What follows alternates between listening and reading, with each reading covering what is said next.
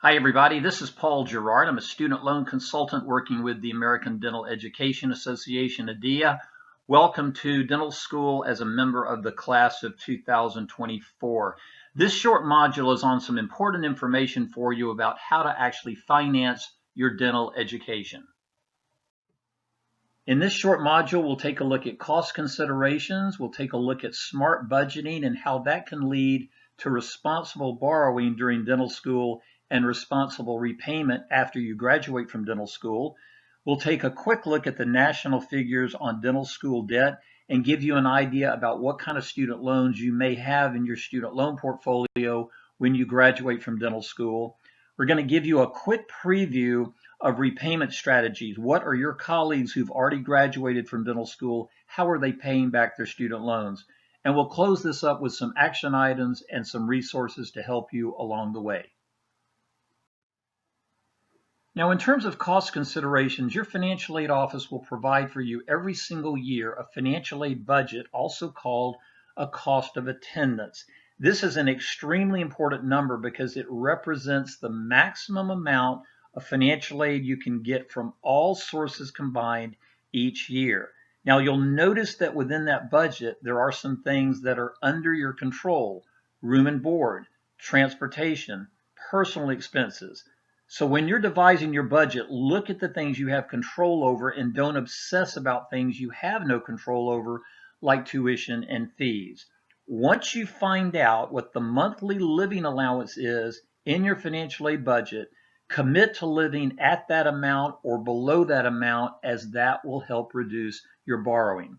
Never borrow more than you need, and even though with federal loans you can borrow up to the full cost of attendance, don't borrow that much money if you don't need it.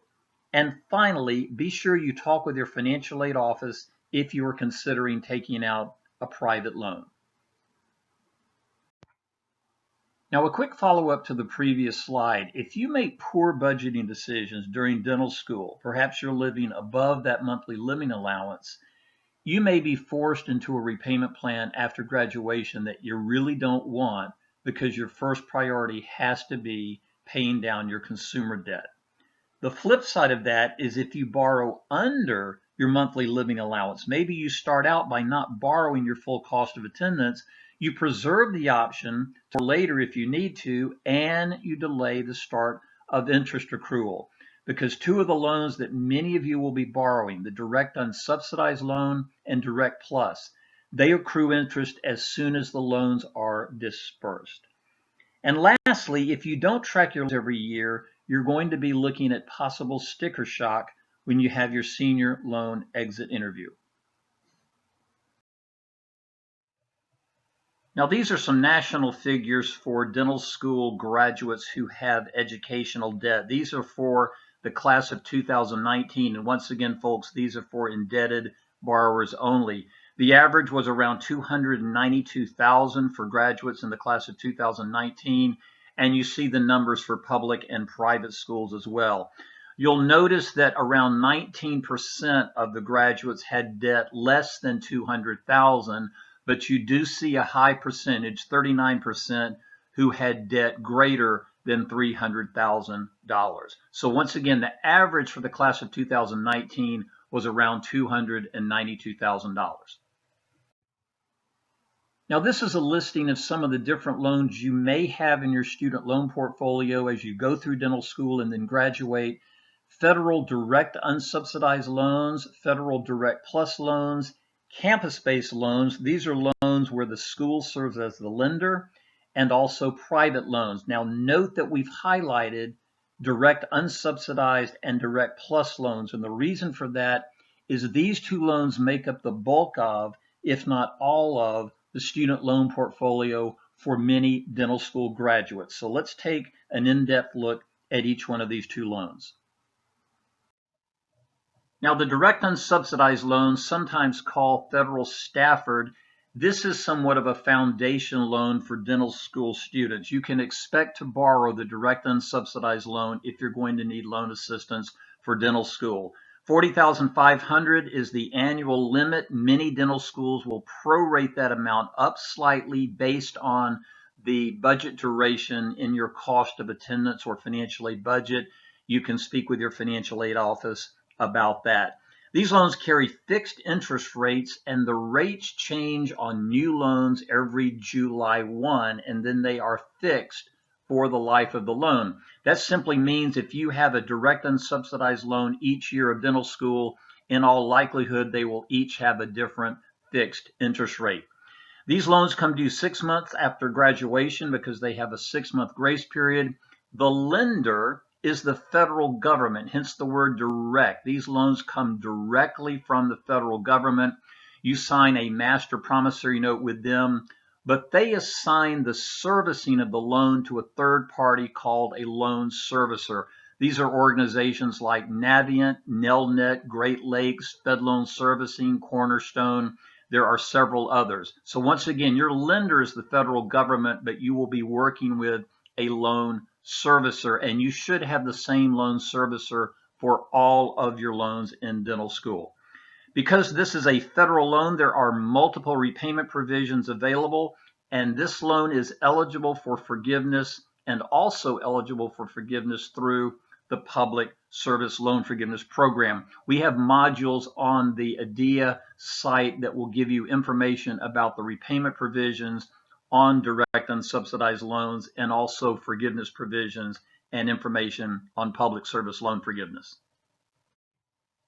Now, if you need additional loan assistance after you have maximized the direct unsubsidized loan, that's when you can borrow a Direct Plus loan, also referred to as Grad Plus. And notice that there is no annual limit to Direct Plus other than the cost of attendance minus all other financial aid that you have, including the direct unsubsidized loan.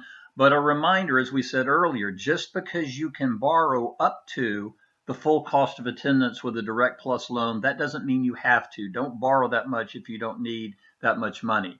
Just like direct unsubsidized, these have fixed interest rates. The rates change on new loans every July 1, and then they are fixed for the life of the loan. You'll notice that the interest rate on Direct Plus is always 1 full point higher than direct unsubsidized. These loans don't really have grace periods, but they have something similar. It's called a 6-month post-enrollment deferment. So these should also be coming due about 6 months after you graduate. Once again, the lender is the federal government, but they assign the servicing to a third party, a loan servicer. This should be the same loan servicer that would service your direct unsubsidized loans. And once again, because these are federal loans, you have multiple repayment provisions, and these loans are eligible for forgiveness and forgiveness through the Public Service Loan Forgiveness Program. Now, we promised a few comments about repayment strategies for your colleagues who've already graduated from dental school. One of the things that many of them are doing is simply to find a repayment plan with a manageable required minimum monthly payment. And then they do one of two things. They either aggressively pay over and above the minimum required amount, targeting the additional payments on their most expensive loan. That's a very popular way to pay down your student loans as quickly as possible. Or if they have cash flow concerns, they may simply make the minimal payments for a designated period of time. They may also make minimal payments if they're trying to qualify for the Public Service Loan Forgiveness Program and maximize their eligibility for that program. But the trick, if you will, and it's common sense, find a repayment plan where the required minimum payment is comfortably within your budget, and then decide if and when you want to aggressively pay or simply make the minimum payments. Some of your colleagues are looking at loan repayment help that is tied to a service commitment with programs like the Armed Forces, the National Institutes of Health, and the National Health Service Corps. Now, as we close up this module on financing a dental school education, some important action items. First of all, be sure to stay in touch with your financial aid office. That's going to be a very important relationship while you're in dental school. Develop a realistic budget and stick to it. Find out what that monthly living allowance is each year and live at or below that amount. Be sure you set up an online account with your loan servicer, the organization that is handling your federal student loans. Start thinking about a repayment strategy now. You've got 4 years to figure this out, but it's important that you start thinking about how you want to handle your debt before you get out of dental school.